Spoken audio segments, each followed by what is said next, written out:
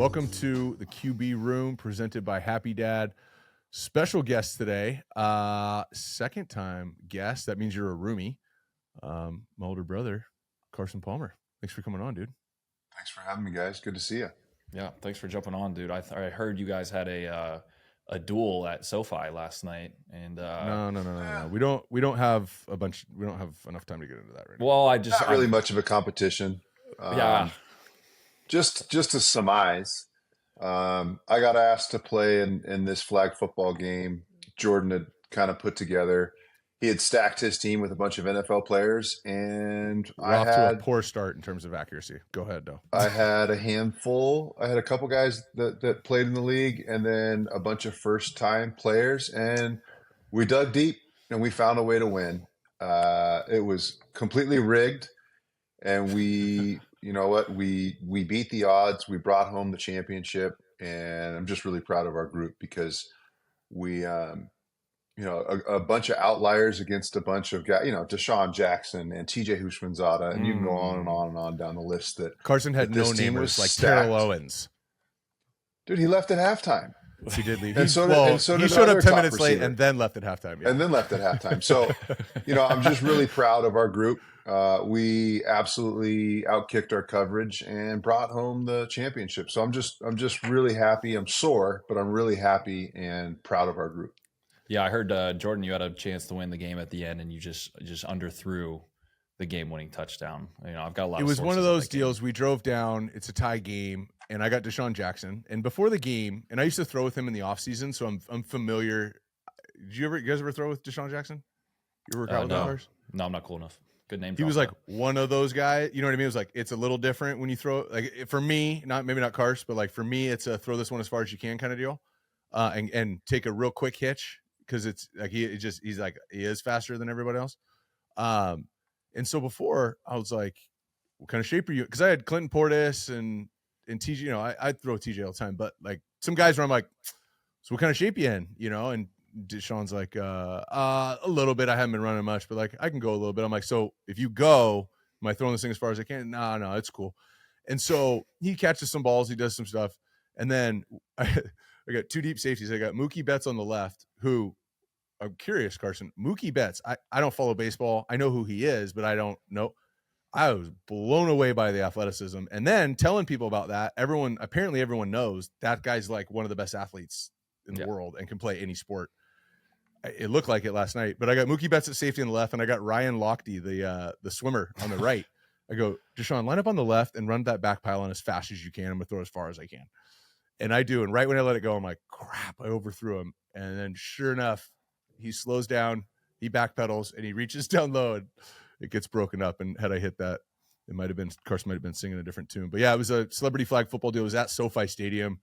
Super, from a production standpoint, it was like, I don't know, as big as you can make a flag football game. And it was a blast. But sometimes, bad things happen to good people, and that's what happened to me last night. So. Man, you were locked and loaded with that excuse. You were ready. Mm-hmm. You knew that question was coming. I'm reading off the teleprompter. Well, cool. Well, let's get into this. We're gonna. I know you're nervous, so we're gonna start this off with a game, and just talk through something that I'm sure you have very little familiarity with, and that is the world of NIL, name, image, and likeness deals. So we're gonna pull up, and I want you to just kind of rank them here. Going through some of your favorites, and just 10 is the best and 1 is terrible. First impressions. Can you see these on the screen? The Cheez-It bedroom, yes. Mm-hmm. Yeah. So let's get some feedback here. So these are young dudes, college dudes, which is crazy that they're making money. But NIL dudes, rank this one for me. How's this one feel? Rank it from who's making the most money. Just the execution. NIL? Is it sweet? Like, is it a good execution or not? And 1 is the lowest, 10 is the highest score you can receive? Yes. I mean, that's a 1. I wouldn't be able to fall asleep in that room. That room looks like a nightmare to me. But I love Cheez-Its, so I'm torn. That's like the room that, like, if you have like a friend that's super drunk in college and you like put him in that room so they wake up, and they're like, where am I? Like, after a bender, like, yeah, that's one. All right, I'm with you on that one. Let's go to the next one. That's an unbelievable room. So this is a quarterback at Oklahoma named General Booty. And what's crazy about this is Josh's little nephew. Remember Josh Booty, Abram Booty, and JD Booty? I do. So this kid was at J Sarah for a minute. Yeah, a little underwear General collab. Booty. By the way, the 5-star General tattoo to go with the name General Booty. Wow. But he did a collab for underwear.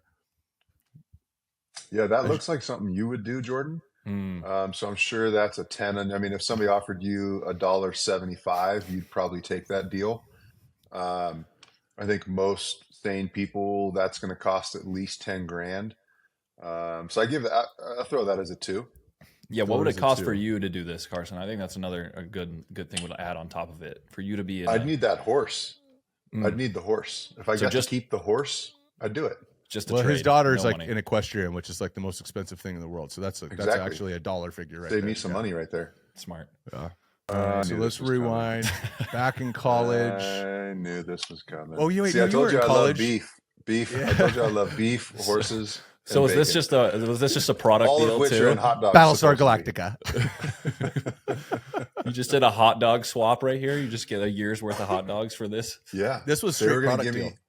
Yeah, they're gonna give me like $2,500, and I said, just give me the ballpark francs. Yeah, that's what this one came down to. I like it. I still. Right after this, I fired my marketing guy. Yeah. Do your kids know about this? No. And Fletch hasn't found this yet? No. And now they know. Thank you. So let's talk some Heisman. We got Heisman coming up. You went back to the Heisman for the first time in a long time last year, Jordan was saying, because Caleb won the Heisman, USC, everything. You get a Heisman vote now, too. Jordan said you actually voted for him once, too, in college, which is very, very nice. I got to vote. Appreciate it. I got to be, there's got to be. Third place vote, not even first place? Third place vote. We left that part out. Yeah, we didn't know that. Yeah, when I was playing in the Georgia Southern Bowl or something like that my senior year. Yeah, I got to be like one of the only guys. I'm like 8th all time on the interception list for like most interceptions thrown in college football history, but also have a Heisman vote. It's like a very interesting dichotomy. Puts me in a category by myself, and I feel really good about it. But go ahead, great. Kyle. Yeah, so you use that on your third place vote. It's probably the only time you didn't really think about it. What goes into your process of using your Heisman votes? I know you probably don't watch as much football as you used to anymore. This time of the year comes around, there's usually 3 or 4 top guys. Even like if you're just looking at this year of Heisman vote guys, when you're sitting down and look at it, well, how do you use your Heisman vote? Yeah, so I obviously am biased, giving Jordan a vote.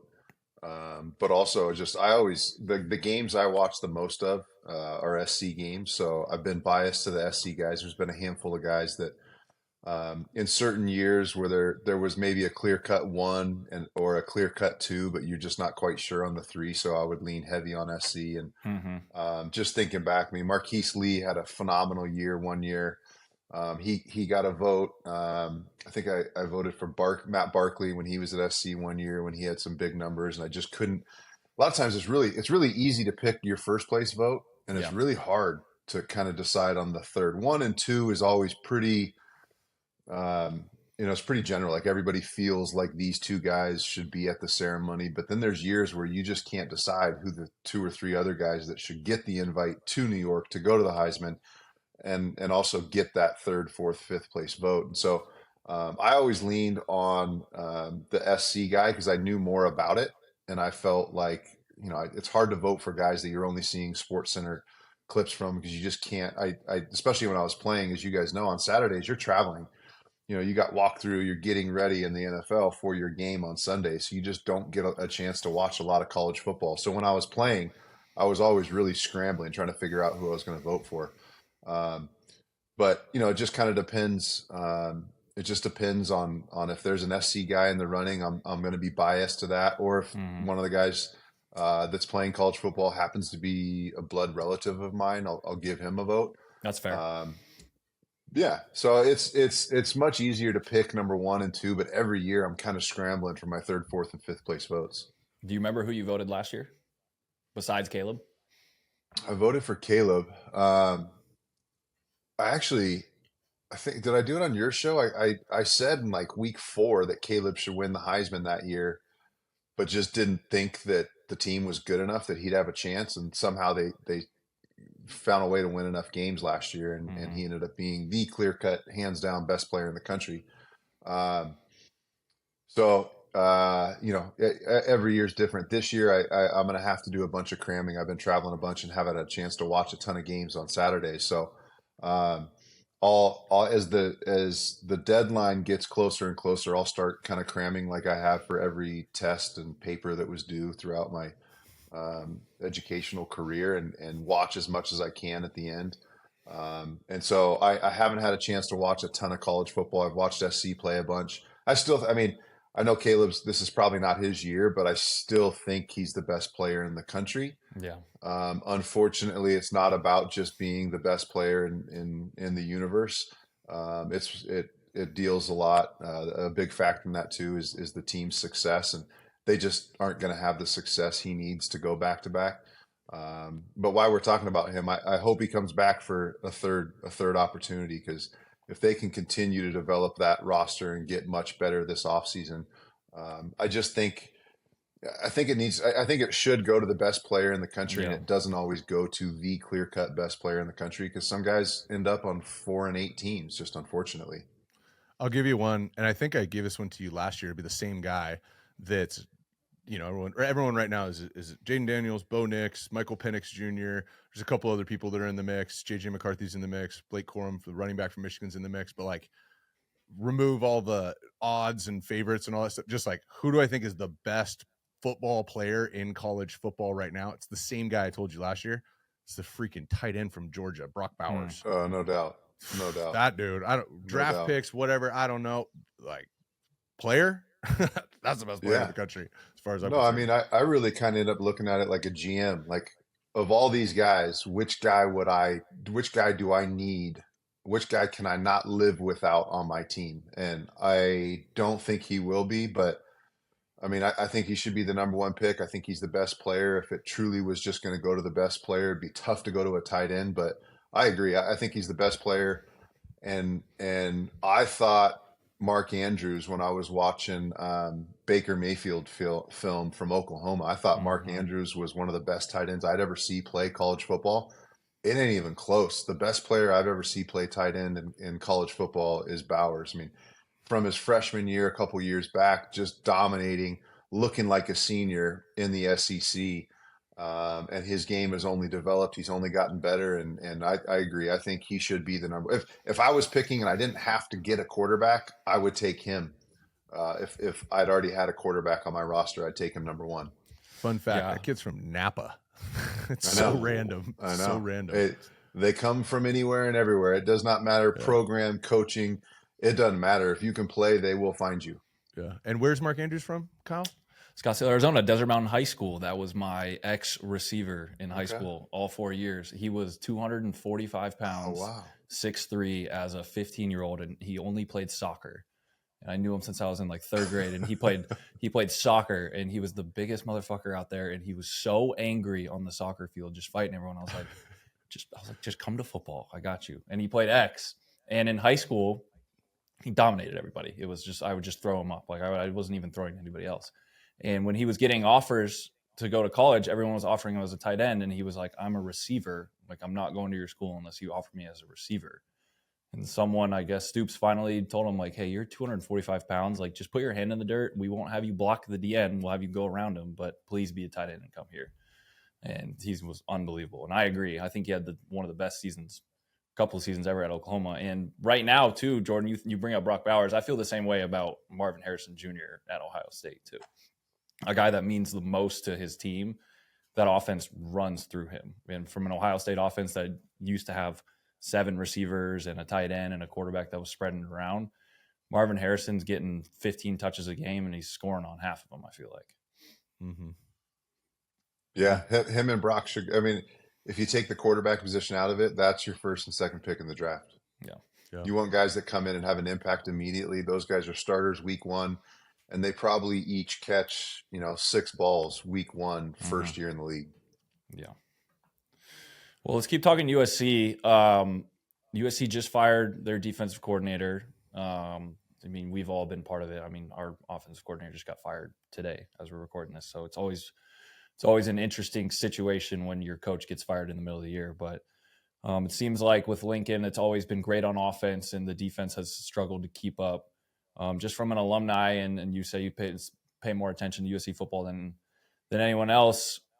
Just at the end of this year and going into next year with Caleb maybe going to the draft, and I think their backup quarterback, Jordan, you probably know this better, is Malachi Nelson coming up next year.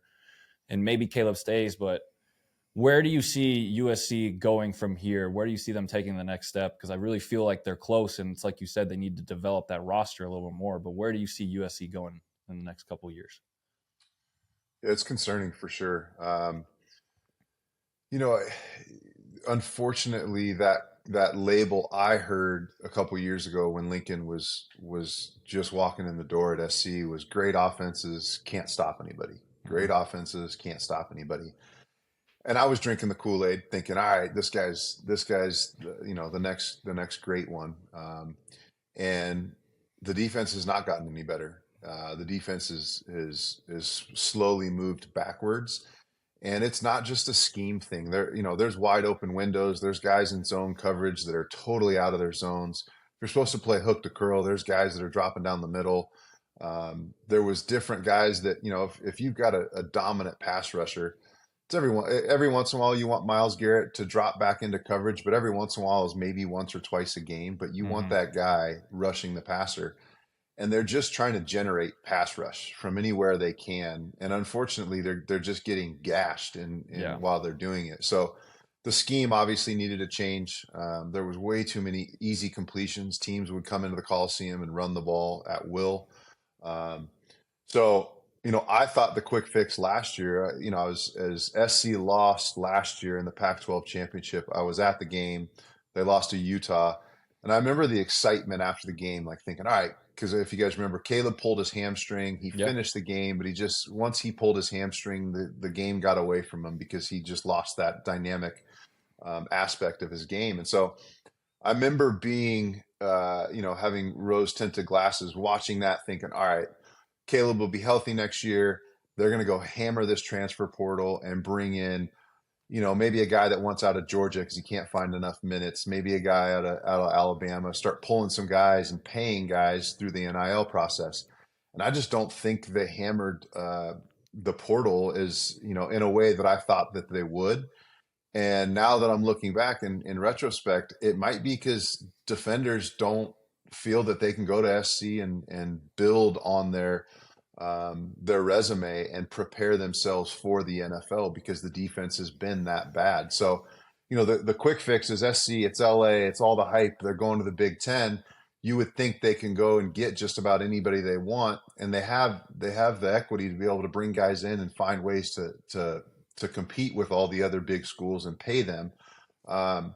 But I'm just concerned now that defenders are going, well, I'm not going to go there because they don't know how to coach football on the defensive side of the ball. And it's not important to them. And the head coach is stressing the passing game and, all these different schemes and things they're doing on offense. And there's not enough emphasis on defense. So I'm definitely concerned. I think the easiest way to fix it is to, put together a bunch of money and go out and hire the best defensive, maybe pulling somebody from the NFL. But getting a name and not just an up and coming guy, but go and get an established defensive coordinator that has a great track record of producing great defensive talent or coaching players into the situation where they can reach their full potential. I just don't think that guys see USC in that light and see Coach Riley in that light. And it's concerning because it doesn't matter how good your quarterback is now in college football. You've got to have an offensive line if you've got a good quarterback. And also you have to have a good defense that can't, give up 36 points or whatever it was to Cal. And so it's concerning. I don't think it's a quick fix. I'm not as optimistic as I was last year going into this upcoming offseason. I just don't think this is a quick turnaround defensively. I remember saying a couple different times last year on podcasts and interviews, like, just go in and hit the transfer portal and sign 11 new defenders. I don't think the depth of the portal is going to be deep enough to make this a top 20 defense, because you don't need to be a top 5 defense with Caleb. No. You just need to hold people sub 40 points. And I don't know that the portal is going to be deep enough, and that the defensive players that are going to go into the portal have enough trust and respect for the quality of defensive coaching at USC that they would expect to make that move and transition from one university into USC. So I'm not as optimistic as I was. I'm worried about it. I think it starts with making sure they go out and they put some money together and find the best and biggest name defensively that they can. I think it almost needs to come from the NFL to let the incoming freshmen that they're recruiting that are defenders, and then whoever else they need to go and get, and they need to replenish the linebacker room. They need to replenish the safety. They need to go in and get guys.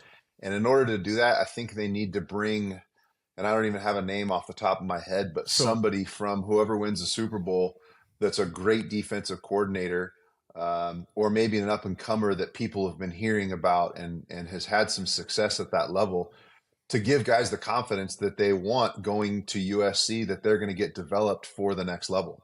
Yeah, and I think it's a great point. Let's look at it from a position of optimism or glass half full, because Lincoln Riley's going, okay, maybe it's not let's say he says maybe it's not a quick fix. Okay, but it has to be a quick fix. So if we're going to quick fix this, how you do it? I think Jack Del Rio, if Washington ends up cleaning house, you got a former, I think he's alumni. We both know his son Luke really well, and I know Jack, but like there's a hard-nosed, no bullshit, developed a ton of players, all that. I love that concept. We need to get somebody in here where I can sit in this living room and tell them, here's the money side of it, here's the playing time side of it, but here's how we're going to get you drafted high, right? That's what you got to tell somebody in the portal. You can't tell them how awesome your locker room is, or how sick your uniforms are, or the great alumni, or the opportunities in the alumni network. That doesn't matter when you're in the portal. It's money, it's playing time, because that's, to your point, that's a lot of the reason that dudes are in the portal is, I'm the number 2 running back here, or I'm the third defensive end out of 2. But how are we going to get you drafted really high? And so if you can get a guy, and let's just say Jack Del Rio is a placeholder name for now, to develop that, I think one of the things that Lincoln, it's not credit, but Lincoln hasn't been getting enough slack on. And I know this because being around, and Kyle, I think you would know this too, just us being around Sam Darnold so much and being around SC so much, that it's underrated just how soft the program was when Lincoln took it over. In terms of like, it's okay, whether that's it's okay to be late, or I remember it was a big deal. All of a sudden, dudes stopped wearing the black cleats with the white laces. They started letting players kind of wear whatever they wanted. Remember, like in that, I remember Willie McGinnis telling me that's pissing us off. You can't change some of this tradition. So some of these things, just like the looseness, and Clay was like the nicest guy, which is the problem. Well, and so how soft that program was. And I was talking to somebody about this the other day, a player, about Dan Lanning taking over Oregon, and how Oregon in year 2 is in the mix. They're going to be favorites in the Pac-12 championship, I think. Right. But Dan Lanning took over a disciplined, hard-nosed program, and he added pieces, but they weren't super soft. Think about how many receivers, and Sam Darnold being the 3rd pick in the draft, quarterback, SC's put out in the last 6 years, and they never had none of those seasons were they playing like winning, like, notable football, right? And so I think with Lincoln, there's all this excitement, but I think he took over a softer program than people realize. And so you add to the portal, that's one thing, but you still have the like foundation of your team. You played for Pete Carroll. Everything was a competition. Everything was finishing. Everything was together. You know what I mean?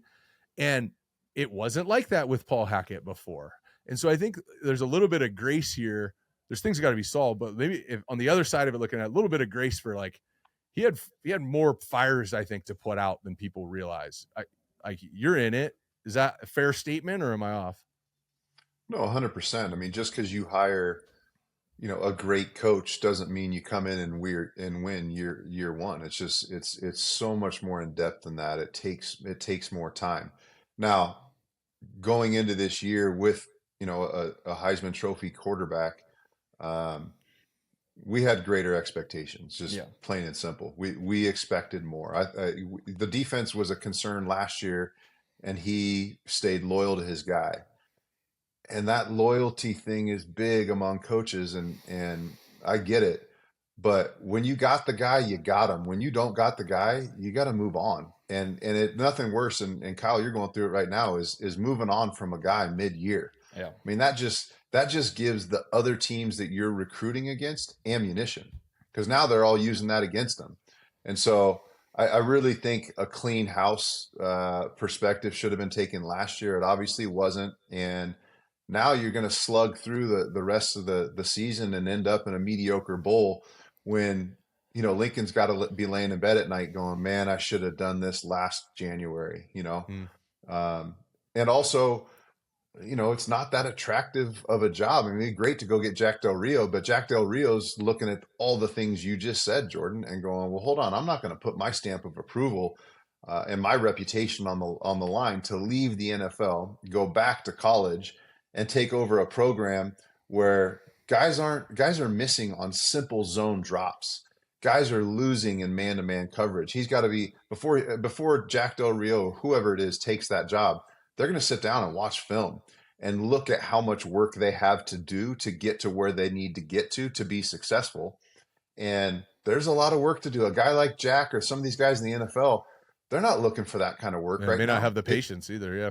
Yeah. Or the patience. And especially if you want to be in the NFL, if your goal as an NFL coordinator is to get a head job, you want the path of least resistance to get to that position, to be a head coach. And there's a lot of resistance if they are to go after a big name guy and bring somebody in to completely change everything they're doing on defense. There's a lot of headaches. There's a lot of tough decisions. And just there's a lot of work. Like, we're all looking for the easiest route. And I just think that job is not real attractive. I mean, the good thing we got going for us is we're going into the Big Ten, which is great. And it's great for a number of reasons, but it also, the Big Ten's a lot better at football. I mean, you got Michigan, you got Ohio State, you got Penn State. You better be able to stop the run. If you're Yeah, you got to be tough. Yeah, you got to have tough, physical guys. It's not just a bunch of speed on the back end.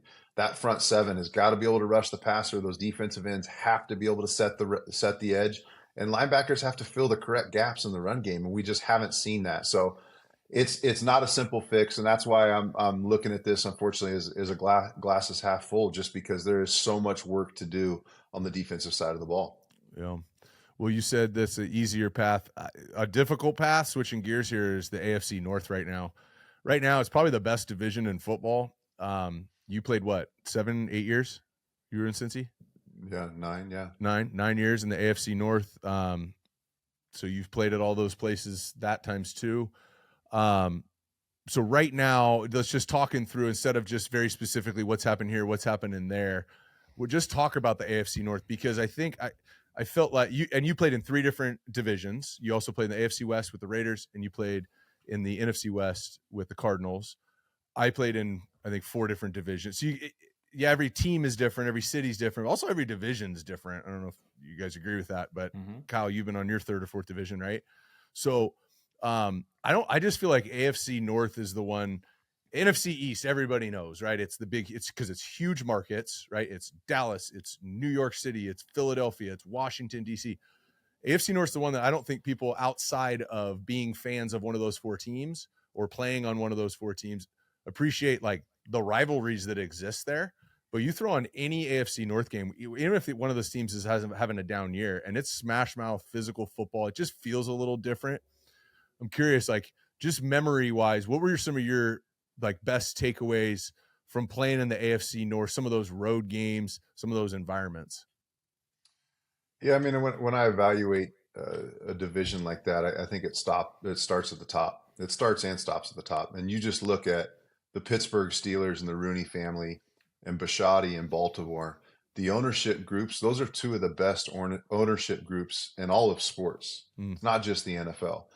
And you combine those with 2 of the worst ownership groups in Cleveland and the Bengals. And so you look at that rivalry between Pittsburgh and Baltimore. They're good year in and year out, and they focus on defense year in and year out for decades. But I agree. I think it's the best. I think it's the best division right now. And There's no better place to go and play a football game as a road opponent than Baltimore. I love the atmosphere. I love the stadium. It's a beautiful stadium. It's all brick. It's right downtown. There's a band playing, so you feel like you're still in college. The atmosphere is electric, whether it's a 1 o'clock kickoff on a Sunday or it's a Sunday night, Monday night football game. It is always consistent. Same thing in Pittsburgh, the consistency of the fan base. It is always challenging to go and play in Pittsburgh. It is always challenging to go and play in Baltimore. Now, depending on the year and the team, it's not that hard to go and play in Cleveland, well, at least when I was there. They weren't as talented when I was there as they are today. I mean, that's one of the best defenses, and just pound for pound, talent-wise, one of the best teams talent-wise in the league. But I think it all starts at the top. I mean, Baltimore is consistent because their owner has been consistent. And the transition from Ozzie Newsome, who's one of the best general managers that I ever had a chance to meet face-to-face and talk with, and you look at the Rooney family and the way that organization runs, they always have a chance because the organization is that good. Now you throw in Joe Burrow and Chase and T and that defense, and now you got Myles Garrett and that pass rush in Cleveland. I mean, those are 4 premier teams. They all have quarterbacks. And I think that's the one thing you look across the league. There's a bunch of divisions that only have 1 or 2 great quarterbacks in them. And then a couple other guys that you're not even sure who's playing that week. There's been so many weird injuries, and the transition in the quarterback position from Peyton and Eli and Roethlisberger and Breeze and Brady and that group of quarterbacks that have come and gone. And there's this new group of Kyle and Patrick and all these guys. They're just pound for pound aren't the great quarterbacks throughout the league in every division. But that's one of the few divisions, the AFC North, that all 4 quarterbacks can beat you. All 4 quarterbacks can flat out play. All 4 quarterbacks, other than Pittsburgh, which really, again, that's a defensive franchise. Yeah. They can get away with not having to have a Lamar Jackson or a Joe Burrow. That team is built on defense and a great home field advantage. But those are 4 starting quarterbacks that are all draft picks or high draft picks, all had success. Kenny's the only one that hasn't had it yet. But again, they don't have to have great success at the quarterback position because they're such a fundamental defensive football team that can beat you with defense. And a pick, a sack fumble by TJ Watt or a pick on defense that can, turn into 14 points before you know it, defensive points. And so I just look at that division, and the quarterback play is as good as it gets throughout the league. And you got 2 of the premier ownership groups in all of sports. Yeah. Yeah, It's you funny, look at Kyle, that great division. story. Go ahead, Jordan. Sorry. He's talking about Baltimore. I thought you were going to say Pittsburgh when you were talking about how rad the place is to play. But Baltimore is interesting as a road opponent, and maybe not for everybody, but for an AFC team playing Baltimore, right? I don't. When the Jaguars go to Baltimore, I don't know what that atmosphere. Well, I actually do. AFC. It's different, right? Because they in the AFC North, they just hate each other, right? The fan bases makes it so fun. But I'll never forget the first game. I was backing up Carson. We're in Baltimore, and this is peak Ray Lewis, peak Ed Reed, Tony Siragusa, Terrell Suggs. I mean, you go look across that defensive roster, and there's not anybody that you would want to play against on there. And you know how it is when you're warming up for the game. They announce the other team, like whatever, you're throwing, you're talking, you're not watching that. And Carson goes like, "Hey, come here." And I go, "What?" And he goes, "Stand right here and watch this." And we stood right down where they got all the cheerleaders right here, and you're looking at the little tunnel and the smoke and whatever. And we're watching the player entrance, and it was weird. It was like week whatever, and I'm like, this isn't like a ritual thing. Like, what are we watching? And Ray Lewis had his dance. Everybody knew it. But the first time, and every time you see it, but the first time, that place, they announced the first 9 guys, and it's going nuts. And then they do Ed Reed, right? And it gets even louder. And then here comes Ray Lewis, and they do the dance. He picks up the grass and does the thing. Good. And I got goosebumps right now. Like, that was one of the coolest things I'd ever seen. Ever. And they have the planes flying over, the place is going nuts. I never played in Baltimore, and I played there every year. I never played in Baltimore when they announced the offense. They only announced the defensive starters, and the offensive guys were kind of cool with it because they're like, that's our bread and butter. That's who we are.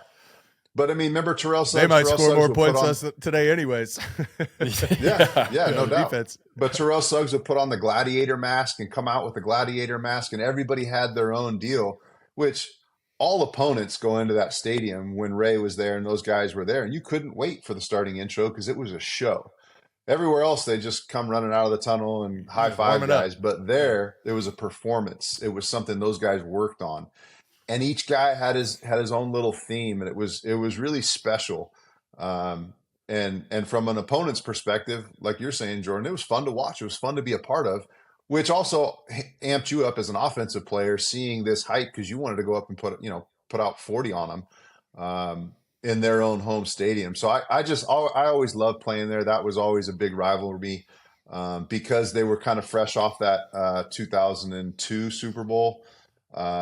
And just the names. I mean, every year. When I was in Cincy, every year, Baltimore was number 2 in total defense and Pittsburgh was number 2, or vice versa, year in, year out. And either of those teams, it seemed, for a pretty good run, represented the AFC in the AFC title game because they were that good on defense. And Roethlisberger was unbelievable, and Hines Ward and all those players were great. But man, that defense in Pittsburgh especially, does not get the recognition they deserved, because even the unsung heroes, there's a guy named Aaron Smith that was a phenomenal defensive end. In Baltimore, a guy that didn't get any love, that was kind of thought of as a role player, Jarrett Johnson from Alabama. Yes, yeah. There was just guys that you were like, on other teams, that defensive tackle or that outside linebacker was kind of interchangeable. It didn't matter if somebody got hurt. They could not in Baltimore and not in Pittsburgh in those years.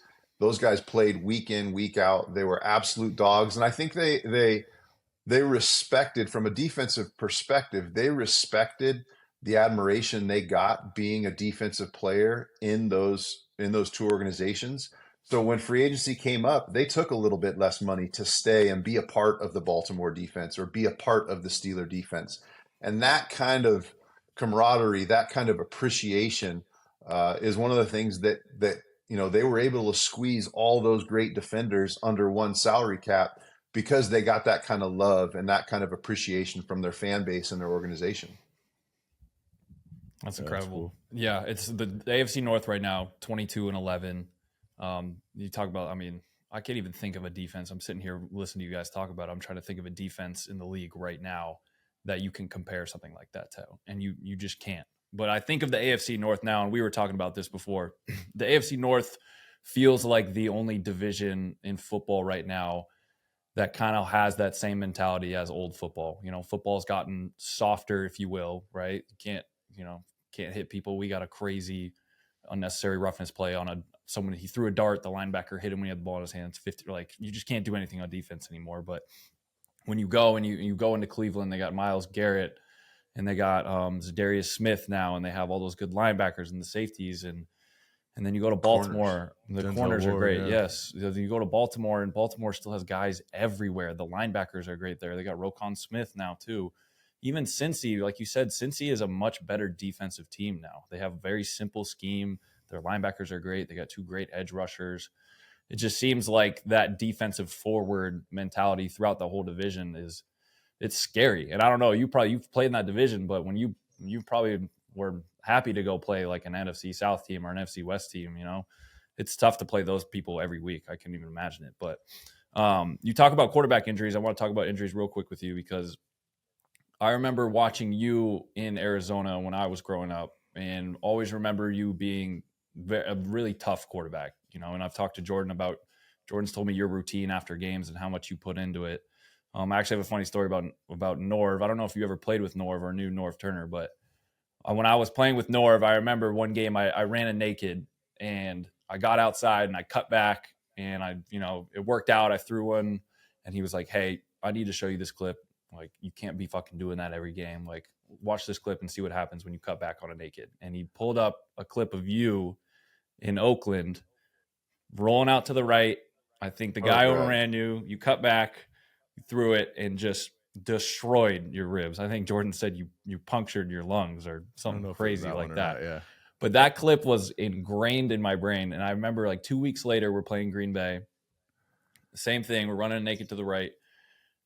DN plays way upfield. Somehow I pump fake and I spin and I make a miss. And like in the back of my mind, I'm like, oh my God, you're going to get killed. And I just launch it out of bounds. And everyone's like, are you good? Like, what's going on? I remember watching on film the next day. No one within a 10-yard radius of me. I'm just fucking launched it. So all I could think about was getting my ribs cracked. But you're always welcome. Yeah, You're thank you welcome for that. Yeah, I didn't take a hit at least, so that's good. But you played through a lot of injuries. I think we talk about this a lot too. I think, you know, stats are amazing, touchdowns, passing yards, but I think one of the most impressive stats is consecutive starts. And there's a couple guys in the league. You look at Josh. Josh is the most consecutive starts in the league over the last 4 years. When you're thinking about playing through injuries, playing through being hurt, recovering, I remember you had that finger one year. You were just working on that finger all year long.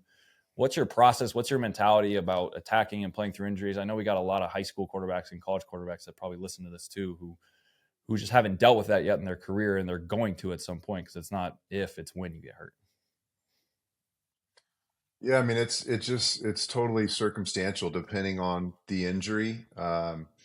There's, you know, I always looked at it as, can this get worse? Whatever this issue I'm having is, if I continue to play, will it get to the point where one wrong move or one wrong hit will put me out and I'll have to have surgery?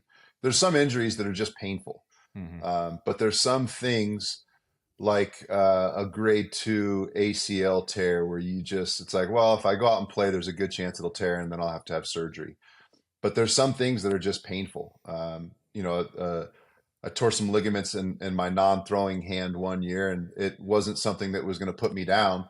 So we just taped it up and kept playing and do Toradol shots and take Vicodin and deal with the pain later. So it really, I think when you evaluate that as a player and as you evaluate it with your team doctor or your team physician, whoever it is, you know, how much worse can this get? And is this something that can change my career? Is this something that if it tears, I have to have a full reconstructive knee surgery? And that changes your perspective on it. But I'm dealing with this with my son, who's a football player in 8th grade. It all starts on Monday. If you play on Sunday, you've got to start on Monday, and you start hydrating on Monday for your Sunday game. Hydration, science says hydration is good, not bad for you. So get hydrated. Stretching. I would do body work, whether it was a chiropractor, deep tissue massage. I would always focus on movement prep. So if I was going out to practice, I wouldn't just go out and warm up my wing and throw a couple balls. I would spend an hour doing the simple, boring, monotonous band work and stretching, and just getting a little bit of a lather going, getting a little bit of a sweat going before you go out to perform. And there's so many guys that don't do that until it's too late, or they don't start doing that until they're 28 or 30 in the league. And you've got to create that habits. I talk about it all the time with young guys. Like, just because you're 21 and you feel great doesn't mean you don't need to stretch and prep before practice and take care of your body on Monday and Tuesday and Wednesday and Thursday. And if you play Saturday or Sunday or Friday, whatever level of football you're playing, you're probably going to feel pretty good and bounce back and recover well. But it's more about the habit you're creating, and the way you're tuning your mind into it. All right, it's Monday. I've got to get in the ice bath. I've got to stretch. I've got to get on the Pilates machine and do a handful of exercises, because you're just creating a habit. And you may not need it in year 1 or year 2 or your freshman year or your junior year, but you're going to need it your senior year when you are a little bit older and you're playing against 18 and 19-year-olds, or you're 22 in the league. You may not need it, but you're developing habits. You're creating great habits that when you do hopefully play for a long time, they're just second nature. It's not something you need to spend a bunch of mental energy on or a bunch of time psyching yourself up to go out an hour early for practice. You're just used to it. You do it. You do it all the time. You're used to doing it. It's what your body is asking for because it's been through it so many times and done it so many times. So I just think creating those habits early on, even with my kid who's 14, he's going to feel great after a game on Thursday, and he's going to wake up Friday and be a little sore. And then by 10 a.m., he feels great. But if you can create habits at a young age and then add on them and add this to your toolbox, and you see this guy doing this, add that, Then as you've created a habit, the more things you add to it, it's not getting that much harder. It just becomes a part of what you do, a part of who you are. And I think that is as important as getting in the weight room and lifting weights, as watching film. You've got to take care of your body. It's 100% something that I think is overlooked, even in this day when there's all the TB12 stuff, and there's all this now information and data you have from one of the best to ever play any sport. It's what he was doing. Everybody should be doing it, not just 37-year-olds or 42-year-olds, 13-year-olds, 16-year-olds, 19, 24, whatever it is. It's not going to hurt you. It's not going to do anything that makes you a worse football player. It may not make you a better football player, but it's not going to make you a worse football player. And there's a chance it makes you a better football player for longer. Yeah. I always talk about with younger players, the best ones that I've ever been around and seen, and you're one of them, rely on their behaviors, not their talents, right? So behaviors, habits, routines, what it processes, it's all same word, but like they lean on their like behaviors, what they do, the process that they have more than their talents. Cause like Tom Brady, like you alluded to, he never at any point has he out-talented anybody. He's just been out behaving everybody for like 25 years. Right. And so there you go. Yep. So I love that. And I think that's a great thing to note for any of the young players that are listening. We'll wrap this up with a little concept we have called QB to QB. So last guest, and we don't know who the next guest is. Last guest, we had asked him a question for the next guest. So Dan Orlovsky was on last week, and he's got a question. So I'll throw this question to you and then think through a question that you would have for a quarterback that comes on next week. Dan Orlovsky's question was, if you had to pick 3 things that a quarterback needs to play at a high level, let's say NFL, you had to pick 3 things that he has to have to play at a high level. What are those 3 things? I think the first thing is leadership. And that, there's a bunch of things that are thrown in leadership. One of those things is trust. Do your teammates trust you? Do they trust that, hey, we're down by 4, there's 2 minutes left. Do I trust our leader that he's going to make the right play, put the ball in the right guy's hands? So there's a lot of little things that are thrown into leadership, but of the 3, leadership, I think number 2 is toughness. And you talked about Josh Allen's ability to play week in, week out. And Jordan, you always say the best ability of a guy is his availability. So leadership, toughness, and accuracy. If you've got those 3 things, you don't need to have a howitzer. You don't need to have a super quick release. You don't have to be able to, create outside the pocket and take off and run for 40 when you don't have to be 6'4". Yeah, you don't have to be 6'4", 240 anymore. But I think if you're accurate, you're tough, and you know where the ball's going. And part of that is it goes back to leadership and trust. Your teammates trusting that when it's cover 2 and the underneath coverage takes away the hook, that you're going to throw the dig. As long as you're accurate, you can time it up right and complete that dig, even if you don't have a ton of zip on the ball and a ton of velocity to throw it through a tight window. If you're accurate and the leadership that you've acquired from the group around you, a lot of that comes from film study and knowing the offense inside and out. I think all 3 of those can kind of blanket cover everything it takes to be a quarterback. Because you don't, like Jordan said, you don't need to be 6'4". You don't need to have Lamar Jackson's speed. You don't have to have Aaron Rodgers' velocity. But you can play at the highest level if you're tough, if you know how to lead a group of men, and you have a group of men that trust you, and you're accurate with the football. And part of that too is like, so you may not be able to move like Lamar Jackson, but you got to be tough enough to stand in there and throw it accurately and get rid of the ball right before you're about to get hit in the mouth. That's toughness. So I think those 3 things would answer my question for Dan. Yeah. All right. We'll have a quarterback on here next week. What's a question we can throw at him? No prep whatsoever, huh? Just, hey, No dude, prep will you whatsoever. come on the QB room? I'm not going to tell you anything we're going to talk about, and I'm also going to ask you to have a question ready for our guests next week. Well, I'm That not would have going been to nice. treat you any differently than the other guests. So let me just give you some context in a second here, okay? So we've had, how do you beat cover 0? What's your playlist before the game? All right, I got one. Would you rather have one. fingers for toes or toes for fingers? We've had some weird ones. I got one. So quarterbacks are whether you play at the highest level or you're coming up in Pee Wee, Pop Warner, Junior All-American football. The there's going to be coaching is great at all levels, some better than others. But there, in my experience from the NFL on throughout my whole career, there was always a point in a couple of games, not in every game, but always a point in a couple of games when maybe you were seeing a front and a pressure that you couldn't protect with a certain protection. And there's going to be a time in every quarterback's existence where the coach doesn't have the answer. Mm-hmm. And so, typically, as you guys know, let's say you're playing against a team and they haven't shown, we talked about will free safety. They don't have will free safety on tape. We haven't seen it. They may have shown it in preseason 3 seasons ago, but you maybe have a Mike declared protection that everything works strong and you don't have a protection adjustment. You don't have a coach on the sideline to come to go, hey, here's what I saw. Here's what they did. What do we do next time? There is going to be a point in time where every coach kind of looks at the guy and is like, I don't know. So what do you do when that situation presents itself? What do you do when you're in a game, you feel like you're prepared, you feel like you have everything nailed down, and then they come in with some weird exotic coverage, some weird exotic pressure that you haven't talked about all week, you haven't been prepped for? How do you handle that situation? I like it. Until the very end, I thought it was a statement. I was waiting for the question. So there it comes. Yeah, I was waiting to hear what you do. I thought you were. I thought you were asking me what my question would be for the quarterback. That was a great question. Yeah, I liked good. it. It was good. What did you do? You just don't block the free safety. You get hit in the chin. That's what happens sometimes, man. That's where your nose gets broken and then you end up on a t-shirt. Yeah, that's great. Full circle.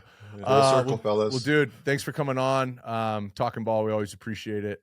And yeah, you're officially a 2-time roomie. There's a small group of you. So it's an honor. Kyle, Jordan, thanks for having me, fellas. Thanks, dude. Awesome.